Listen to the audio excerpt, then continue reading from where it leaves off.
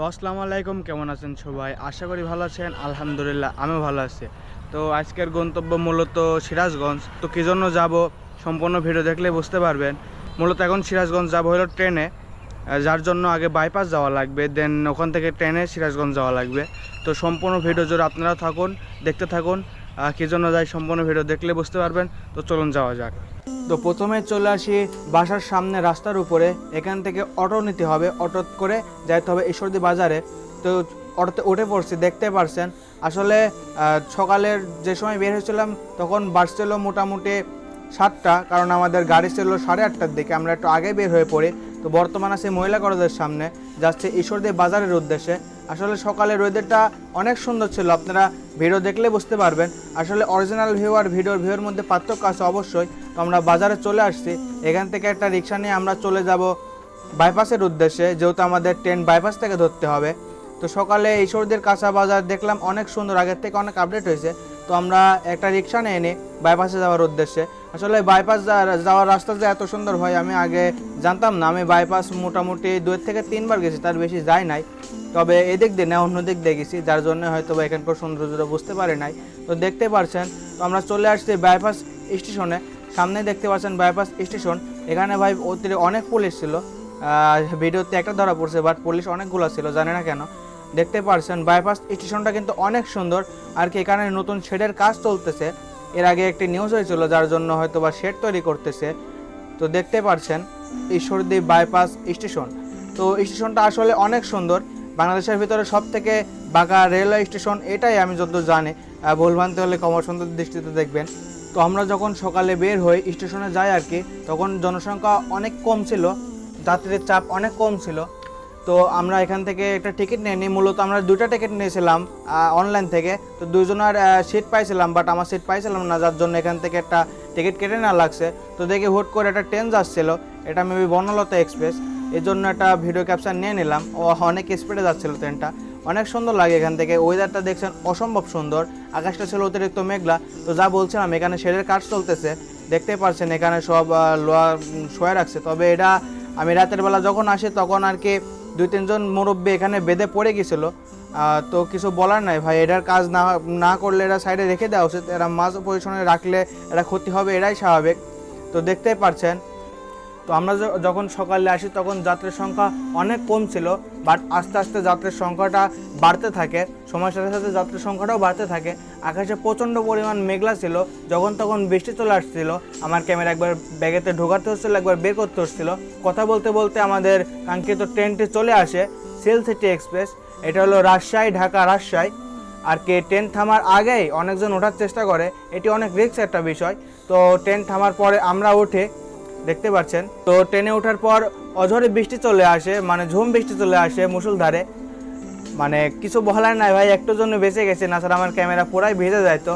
আমি সিট ছাড়া ticket কাটছিলাম, but seat খালি ছিল জন্য বসে যাইতে পারছি, কপালটা ভালো ছিল। হয়তো বেশিক্ষণ ভালো ছিল না, আমাকে আবার উঠে যাইতে হয়েছিল। আপনারা দেখতে পাচ্ছেন অসম্ভব লেভেলের সুন্দর একটা প্রাকৃতিক দৃশ্য উপভোগ করছিলাম। আর কি ট্রেনে থেকে গ্রামীণ প্রাকৃতিক সৌন্দর্য অনেক সুন্দর উপভোগ করা যায়। তো কথা বলতে বলতে আমরা চলে আসি চাটমোহর স্টেশনে। এখানে মোটামুটি ট্রেন 10 মিনিটের মতো ব্রেক দিছিল আর কি, যাত্রী নামানোর জন্য, ওঠানোর জন্য। তো ব্রেক শেষে আমরা আবার রওনা দিয়ে দেই। আসলে কী জন্য যাচ্ছি সিরাজগঞ্জ সেটা বলাই হয়নি। আমার বরাবর আর কি চোখের অপারেশন, আর কি সিরাজগঞ্জ চোখের অপারেশন করাতে হবে, সেই জন্য যাচ্ছিলাম সিরাজগঞ্জে বরাবর সাথে। তো হয়তো বা বুঝতে পারছেন আমরা সিরাজগঞ্জ কী জন্য যাচ্ছি। তো ভাই এত সুন্দর ওয়েদার, মানে আমার কথা বলার মতো কোনো ভাষা নাই, দেখতে পাচ্ছেন। আর এটা তো আরও সুন্দর। তো এটা তো ভয়েস ওভার দিলে ভাই আপনারা মজা পাবেন না। তো চলুন একটা গানের সাথে এই দৃশ্যটা সম্পূর্ণ দেখে আসি।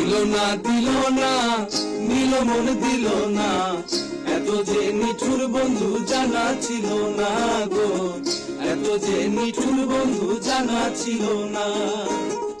আমি যারা বাসি ভালো, কাজলের চেয়েও কালো।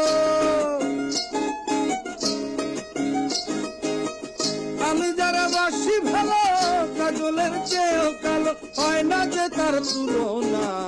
এত যে নিঠুর বন্ধু জানা ছিল না গো, এত যে নিঠুর বন্ধু জানা ছিল না।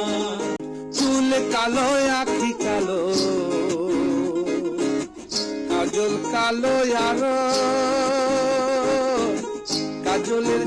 কালো কি বলতে কি কেউ পারো, আরে চুল কালো আখি কালো কাজল কালো আরো, কাজলের চেয়ে কালো কি বলতে। তো আবার চলে আসি একটি ফসলের জমির সামনে দিয়ে যাচ্ছিলাম আর কি। তো ভাই সিঁড়ি থেকে উঠে চলে আসা লাগছে, কিছু করার নাই। মানে যার সিট সে হুট করে সে বলছে ভাই এটা আমার সিট, আপনাকে উঠে যাইতে হবে। আমি গেটের সামনে দাঁড়াইছিলাম, শুধু আমি না আমার সাথে আরও 2-3 জন দাঁড়াইছিল। কিছু করার নাই ভাই, সুখ বেশিক্ষণ কপালে টিকে না, দেখতেই পারছেন। আসলে দাঁড়িয়ে থেকে যাওয়াটার মজা আর কি, ট্রেনে অনেক ঝাঁকি দেয়, ঝাঁকিটা অনেক ভালো লাগে। তো ট্রেন আমাদের গন্তব্যস্থলে নামাই দেয়। আমাদের গন্তব্যস্থল ছিল মনসুর আলী স্টেশন আর কি, এখানে নামে আমরা। এখানে আর কি আমরা ঈশ্বরদী থেকে যখন আসলাম তখন অতিরিক্ত বৃষ্টি ছিল, বাট এখানে কোনো বৃষ্টিই নাই, প্লাস আরও রোদ। ভাই রোদের জন্য ঘেমে একদম জামা টামা ভিজে গেছিলো, যা কিছু করার নাই। মানে এক এক জায়গার ওয়েদার এক এক রকম। তো আমাদের ট্রেন আমাদের নামিয়ে দিয়ে আবার ঢাকার উদ্দেশ্যে চলে যাচ্ছিলো। তো এখান থেকে আমাদের একটি অটো নিতে হবে, অটো নিয়ে যাইতে হবে মেন শহরে। তো চলুন যাওয়া যাক। তো আমরা অটো নিয়ে মেন শহরে চলে আসি। তো এখান থেকে আমাদের আবার একটি রিক্সা নিয়ে যেতে হবে হসপিটালের সামনে। তো আমরা একটি রিক্সা নিয়ে নিই হসপিটালে যাওয়ার উদ্দেশ্যে। তো আমি ভাই একদম রিক্সার উপরে বসেছিলাম, ফিলটা অনেক সুন্দর ছিল আর কি, বাতাস লাগছিল। তো বাতাস খাইতে খেতে সিরাজগঞ্জের এই সুন্দর রাস্তা দিয়ে যাচ্ছিলাম হসপিটালের উদ্দেশ্যে। আসলে ভিডিওটা অনেক লং হয়েছিল জন্য আমি ভিডিওটা 2টা ভাগে ভাগ করছি। এই ভিডিওতে দেখতে পারবেন হসপিটাল পর্যন্ত যাওয়া পর্যন্ত, দেন পরবর্তী ভিডিওতে দেখতে পারবেন বাকি অংশ।